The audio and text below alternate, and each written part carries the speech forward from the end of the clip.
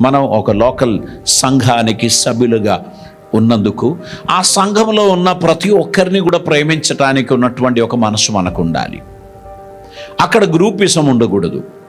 అక్కడ చిన్న చిన్న యూనిట్లుగా మనం ఉండడానికి వీలు లేదు. కొన్ని స్థలాల్లో మనం పోతే కొన్ని కుటుంబముల పేరు చెప్పి పోరాడుతూ ఉంటారు. వారు చాలా పోటీ చేస్తూ ఉంటారు. దేవుని సంఘములో దేవుడు అలాగా ఆశించడం లేదు. కుటుంబమును బట్టి కానీ, కులమును బట్టి కానీ, భాషను బట్టి కానీ, ప్రాంతమును బట్టి కానీ విభేదములు కలిగి ఉండడం దేవుని చిత్తంలో లేదు. ఎందుకంటే he is the creator of the universe. Every human being is equal to him. ప్రతి ఒక్క వ్యక్తి కూడా దేవునికి equal. Whether you speak Tamil or Malayalam or Telugu or Hindi or Marathi or Kannada is the same for the Lord. కనుక మనం ఆ యొక్క హృదయాన్ని మనం అర్థం చేసుకోవాలి.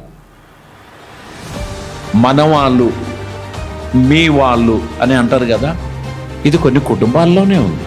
మా వాళ్ళు, మీ వాళ్ళు,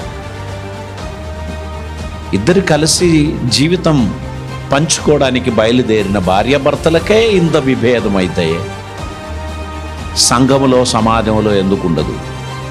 గుర్తుపెట్టుకోండి, మనమందరము క్రీస్తునాథుని పిల్లలం, పరమ తండ్రి పిల్లలం.